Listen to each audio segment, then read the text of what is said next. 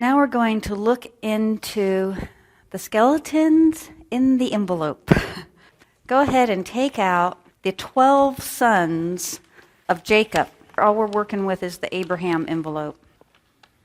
You should have Joseph, Judah, and Levi as big white envelopes here.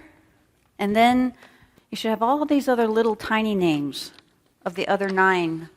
Now they're color-coded. So if you see 2 blues, they're full brothers. The 2 greens, they're full brothers.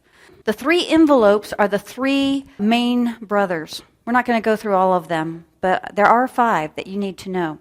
Your 3 envelopes, I want you to save those out. And then of the 2 little ones, I want you to find Reuben and Simeon. So you should have 3 envelopes, Reuben and Simeon. And then I want you to put all the other ones back into Abraham's envelope. They're going to be there, but the story, as you go through Scripture, is going to focus on these 3 envelopes. We're going to look at Reuben. All the boys grow up. We aren't told any of the details except one little tiny verse. Genesis chapter 35, verse 22. It came about while Israel was dwelling in the land that Reuben went and lay with Bilhah, his father's concubine, and Israel heard of it. His mom is Leah, and Reuben sleeps with Rachel's servant girl that had Dan and Naphtali. And nothing is mentioned about it except it's going to affect the will, going to change Jacob's will. Because Reuben is the firstborn, so what should he get? He should get the 2 portions.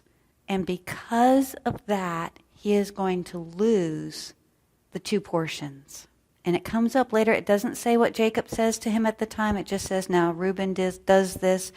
And it is a skeleton in the closet because Reuben, he's just not a leader. And he's firstborn, but he's not a leader in his family. And his brothers don't respect him either. Okay, flip back to Genesis chapter 34. Jacob and his sons and their flocks and herds and servants and the whole big group of them, they lived in tents.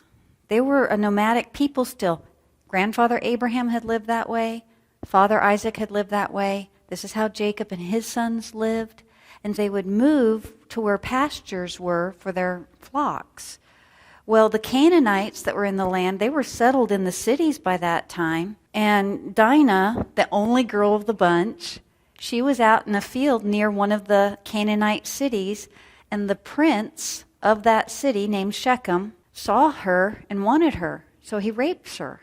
And Simeon and Levi, now those are her full brothers. And Reuben, no one respects Reuben. But Simeon and Levi, they said, they are not getting away with raping our sister. Now, they don't have a big army. Like the Canaanites, they are established. They're in the city.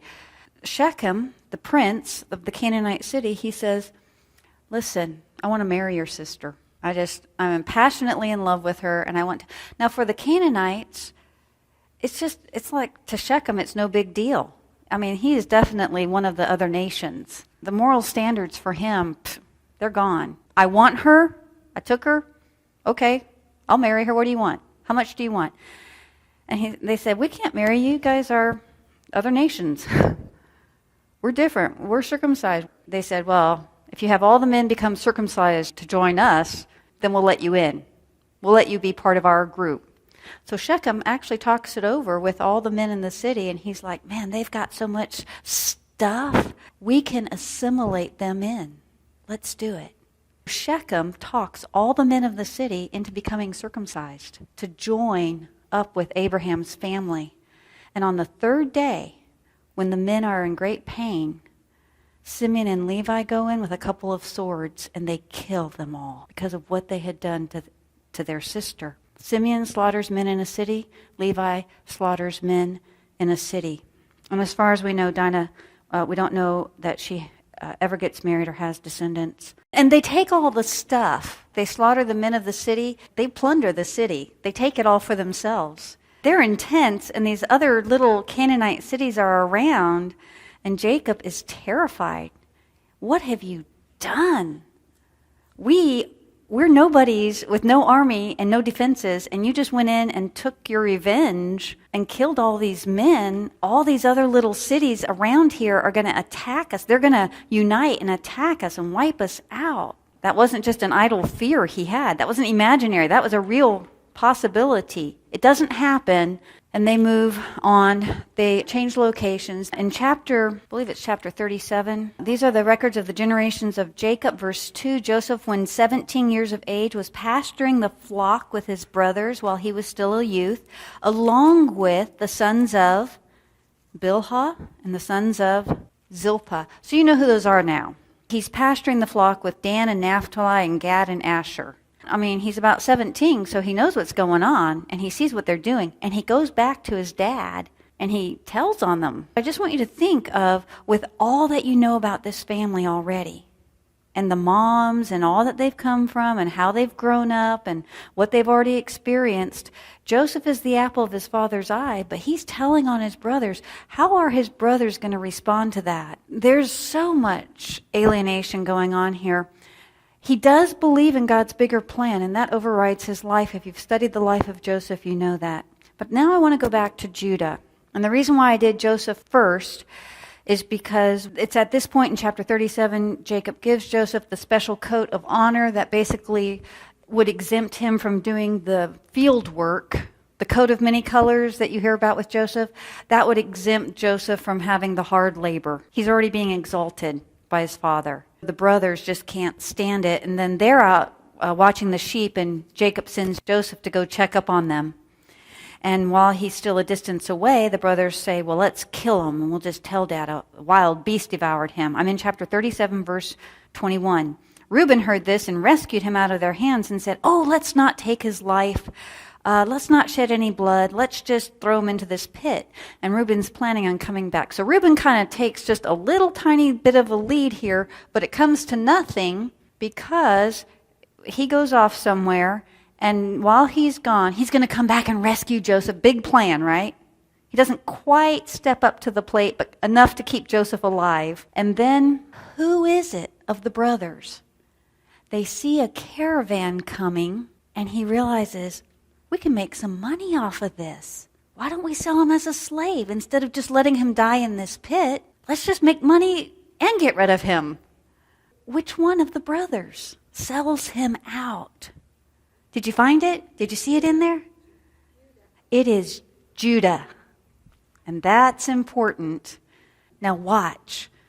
The leadership out of Leah's children, out of Leah's boys, the leadership goes to Judah. But out of Rachel's boys, who's firstborn and just shining star? That's Joseph. Do you see the two envelopes?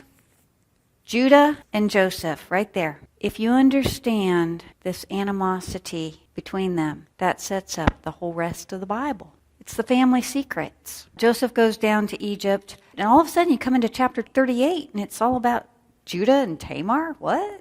How come we're back on Judah? Well, it's going to give us a little more background on Judah, and then it switches back to what's happening with Joseph.